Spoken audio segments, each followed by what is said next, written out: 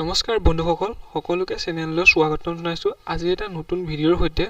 আজি আমি এই ভিডিঅটোত ইন্ডিয়ান জিওগ্ৰাফি পাৰ্ট 4 অৰ্থাৎ আমি ইন্ডিয়ান জিওগ্ৰাফিৰ যিখিনি মোস্ট ইম্পৰ্টেন্ট কোৱেশ্চন হ'ব সেইখিনি আলোচনা কৰিম আগৰ দৰে আমি যেনেকৈ পাৰ্ট 1 পাৰ্ট 2 পাৰ্ট 3 আমি পাৰ্ট 3 ভিডিঅসমূহ আমি আলোচনা কৰিছিলো ইন্ডিয়ান জিওগ্ৰাফিৰ ইম্পৰ্টেন্ট কোৱেশ্চন সমূহ সেইদৰে আমি এই ভিডিঅটো আলোচনা কৰিম গতিকে সকলোৱে এই ভিডিঅটো শেষলৈকে চাব আৰু কোৱেশ্চন সমূহ যাতে মনত ৰখে সকলোৰে আৰু যদি পাৰ্ট 1 পাৰ্ট 2 আৰু পাৰ্ট 3 ভিডিঅখিনি চোৱা নাই মই ডেসক্ৰিপচনত লিংক দি দিম সকলোৱে চাব পাৰিব গতিকে দেৰি নকৰি আৰম্ভ কৰি আহক Question number 1 Which state has the highest number of national park of India অৰ্থাৎ কোনখন ৰাজ্যত ভাৰতৰ ৰাষ্ট্ৰীয় উদ্যানৰ সংখ্যা সৰ্বাধিক অপচন এ দিয়া আছে Assam B Chhattisgarh C Madhya Pradesh D Haryana Which will be correct অৰ্থাৎ কোনখন ৰাজ্যত ভাৰতৰ ৰাষ্ট্ৰীয় উদ্যানৰ সংখ্যা সৰ্বাধিক বুলি ক'লে ৰাইট আনসাৰটো হ'ব অপচন নম্বৰ সি অৰ্থাৎ Madhya Pradesh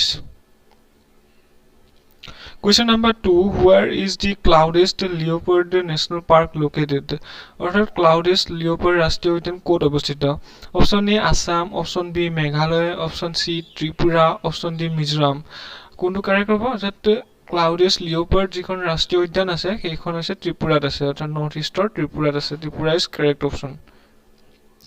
Question number 3 World Forest Day is celebrated on which of the given days অৰ্থাৎ বিশ্ব বন দিৱস প্ৰদত্ত কোনটো দিনত পালন কৰা হয় option A 21 May option B 21 June option C 21 March option D 21 April অৰ্থাৎ which will be correct that is C অৰ্থাৎ 21 মাৰ্চত কি World Forest Day হিচাপে সেলিব্ৰেট কৰা হয় 21 মাৰ্চৰ দিনটো Question number 4 In which of the following region the tropical evergreen forest found in India mostly অৰ্থাৎ কোৱেশ্চনটোত কোৱা হৈছে তলৰ কোনটো অঞ্চলত ভাৰতত গ্ৰীষ্ম মণ্ডলীয় চিৰসেউজ অৰণ্য বেছিকৈ পোৱা যায় আৰু অঞ্চলকেইটাৰ নাম দিয়া হৈছে অৰ্থাৎ ৰিজন কেইটা option A Western Ghats option B semi arid areas in Gujarat অৰ্থাৎ গুজৰাটৰ অৰ্ধশুষ্ক অঞ্চল Option C Madhya Pradesh Option D all of the above Which will be correct This will be the question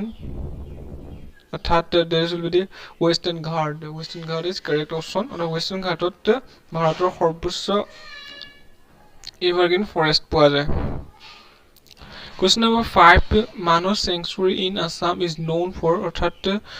অসমৰ মানস অভয়াৰণ্য তলৰ কিহৰ বাবে পৰিচিত মানস অভয়াৰণ্য তলৰ কিহৰ বাবে পৰিচিত বুলি ক'লে option A zebra option B rhinoceros option C tiger option D none of this কোনটো অপচন কাৰেক্ট হ'ব that is will be the C অৰ্থাৎ টাইগাৰ বাঘৰ কাৰণে কি অসমৰ মানস অভয়াৰণ্যখন বিখ্যাত Question number 6 Where is Pansmari Biosphere Reserve located অৰ্থাৎ পাঞ্চমাৰী জৈৱমণ্ডল সংৰক্ষিত বনাঞ্চল ক'ত অৱস্থিত option A Arunachal Pradesh option B Himachal Pradesh option C Madhya Pradesh option D Andhra Pradesh This will be the correct Madhya Pradesh অৰ্থাৎ পাঞ্চমাৰী জৈৱমণ্ডল বায়োস্ফিয়াৰ অৰ্থাৎ বায়োস্ফিয়াৰ ৰিজাৰ্ভ ক'ত আছে বুলি ক'লে that is Madhya Pradesh Question number 7 অৰ্থাৎ Namdapha national park is in Namdapha ৰাষ্ট্ৰীয় উদ্যানখন ক'ত আছে অপচন এ দি আছে Mizoram option B Manipur option C Tripura option D Arunachal Pradesh that means আমাৰ নৰ্থ ইষ্টত আছে অৰ্থাৎ নৰ্থ ইষ্টৰ কোনখন ষ্টেটত নামদফা নেশ্যনেল পাৰ্কখন আছে বুলি ক'লে that is Arunachal Pradesh Question number 8 Which of the national park is famous for big five in India অৰ্থাৎ big five কোনখন ৰাষ্ট্ৰীয় উদ্যান ভাৰতৰ বিগ 5ৰ বাবে বিখ্যাত option A Jim Corbett national park option B Kaziranga national park option C Gir national park option D Kanha national park big 5 বুলি ক'লে পাঁচটা এনিমেল হয় যেটো এটা আফ্ৰিকাত চুক্তিমতে এটো বিগ 5 এটা উলিয়াইছিলে এই টাৰ্মটো উলিয়াইছিলে বিগ 5 বুলি ক'লে যেনেকে বাঘ সোমায় তাত সিংহ হৰিণ এনেকে গঁড় আৰু বিভিন্ন ধৰণৰ তেনেকে পাঁচটা এনিমেলছ আৰু পাঁচটা এনিমেল মিলাই বিগ 5 বুলি কোৱা হয় পাঁচটা এনিমেল একেখন ৰাষ্ট্ৰীয় উদ্যান পোৱা বুলি ক'লে যিখন ভাৰতৰ একমাত্ৰ Kaziranga national park Kaziranga national park এই পাঁচটা এনিমেলে কি পোৱা যায় জিম কৰবেট নেশ্যনেল পাৰ্কখন হৈছে উত্তৰাখণ্ড যিখন উত্তৰাখণ্ডত অৱস্থিত গিৰ নেশ্যনেল পাৰ্ক গুজৰাট এণ্ড তোমাৰ কানহা নেশ্যনেল পাৰ্ক কৈছে where is Kanha national park Kanha national park is in Madhya Pradesh যিখন এখন টাইগাৰ ৰিজাৰ্ভ মধ্য প্ৰদেশৰ Question number 9 which mountain range lies under the disputed category of India and Pakistan কোনটো পৰ্বতমালা ভাৰত আৰু পাকিস্তানৰ বিতৰ্কিত শ্ৰেণীৰ অন্তৰ্গত option A Himalaya option B Karakoram option C Pir Panjal option D none of this কোনটো অপচন কাৰেক্ট হ'ব দ্যাট ইজ বি অৰ্থাৎ বি ইজ কি হয় ভাৰত আৰু পাকিস্তানৰ বিতৰ্কিত শ্ৰেণীৰ অন্তৰ্গত এটা পৰ্বতমালা তো এটা হিমালয়ৰ পাৰ্ট হয় একচুয়ালি পীৰ পাঞ্জল লোৱাৰ হিমালয়ৰ ওয়েস্টাৰ্ন হিমালয়ানৰ এটা মাউন্টেন হয় as will be correct Karakoram Question number 10 which of the following mountain is the source of rivers like Narmada and Tapi আৰু নিম্নলিখিত কোনটো পৰ্বত নৰ্মদা আৰু টাপিৰ দৰে নদীৰ উৎস option A Himalaya option B Karakoram option C Pir Panjal option D Satpura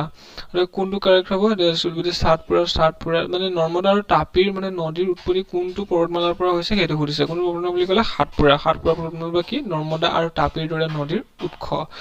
অৰ্থাৎ এই দুখন নদীৰ উৎপত্তি হৈছে Question number 11 in which Indian state Annai Malai hill lies আৰু কোনখন ভাৰতীয় ৰাজ্যত Annai Malai পাহাৰ আছে option A Kerala option B Karnataka option C Tamil Nadu option D Maharashtra which will be correct Annai Malai পাহাৰ ক'ত আছে বুলি ক'লে that is তামিলনাডু এটো কি হয় ওয়েস্টার্ন ঘাটৰ আটাইতকৈ ওখ শৃংগ হয় highest peak of the western ঘাট হয় Annai Malai hill Annai Malai is the peak Question number 12 which is the following geographical term related to a body of land surrounded by water on three sides অৰ্থাৎ ইয়াত কোৱা হৈছে নিম্নলিখিত কোনটো ভৌগোলিক শব্দ ইয়াত এটা ওয়াৰ্ড কিটা দিয়া আছে কোনটো শব্দ তিনিফালে পানীৰে আবৰি থকা ভূমিৰ এটা শৰীৰৰ সৈতে সম্পৰ্কিত পানী তিনিফালে আবৰি থাকে মাজত কি থাকে ভূমি এনেকা ভূমি অৰ্থাৎ ভাৰতৰ মেপখন কমপ্লিট গতিকে কোনটো ইয়াত থকা ওয়াৰ্ডৰে এই তো বুজাই মানে option A peninsula option B gulf option C strait option D island মানে কি দ্বীপ পেনিনসুলা হৈছে উপদ্বীপ গালফ উপসাগৰ আৰু কোনটো অপচন কাৰেক্ট হ'ব দ্যাট ইজ তিনিফালে পানীৰে আগুৰি থকা বুলি ক'লে এফালেও পানী আছে এফালেও পানী আছে এফালেও পানী আছে গতিকে কোনটো ওয়াৰ্ডৰে বুজাব that is will B peninsula অৰ্থাৎ ভাৰতৰ যেটো সাউথাৰ্ণ সাইডৰ পেনিনসুলাৰ ইণ্ডিয়া বুলি কোৱা হয় গতিকে ভাৰতখন এটা কমপ্লিট এক্সাম্পল হয় পেনিনসুলাৰ regioner Question number 13 which state government has renamed the Orang National Park as Rajiv Gandhi Orang National Park আৰু কোনখন ৰাজ্য চৰকাৰে ওৰাং ৰাষ্ট্ৰীয় উদ্যানক ৰাজীৱ গান্ধী ওৰাং ৰাষ্ট্ৰীয় উদ্যান হিচাপে নামকৰণ কৰিছে আগতে যিখন ওৰাং ৰাষ্ট্ৰীয় উদ্যান আছিল কিন্তু বৰ্তমান ৰাজীৱ গান্ধী ওৰাং ৰাষ্ট্ৰীয় উদ্যান হিচাপে নামকৰণ কৰিছে আৰু সেইখন কোনখন চৰকাৰ আছে কোনখন ষ্টেটৰ চৰকাৰে কৰিছে বুলি ক'লে ওৰাং ৰাষ্ট্ৰীয় উদ্যান কোচ মেইনলি এটো জনাটো দৰকাৰ যে option A Delhi option B West Bengal option C Assam option D Uttarakhand অসমত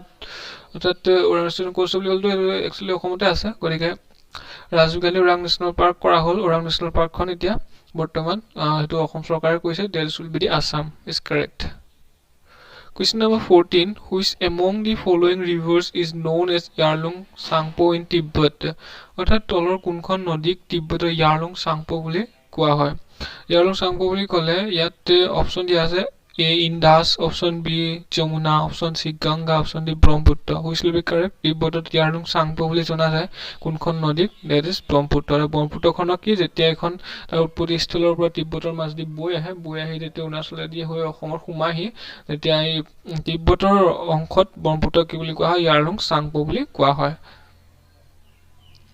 Question number 15 in which one of the following states is Gir forest located অৰ্থাৎ তলৰ কোনখন ৰাজ্যত গিৰ বনাঞ্চল অৱস্থিত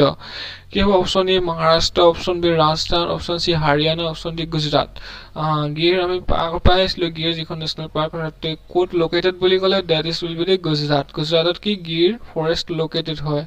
এণ্ড গিৰ ফৰেষ্ট কিখনৰ বিখ্যাত বুলি ক'লে দ্যাট ইজ লায়নৰ কাৰণে বিখ্যাত হয় সিংহ পোৱা যায়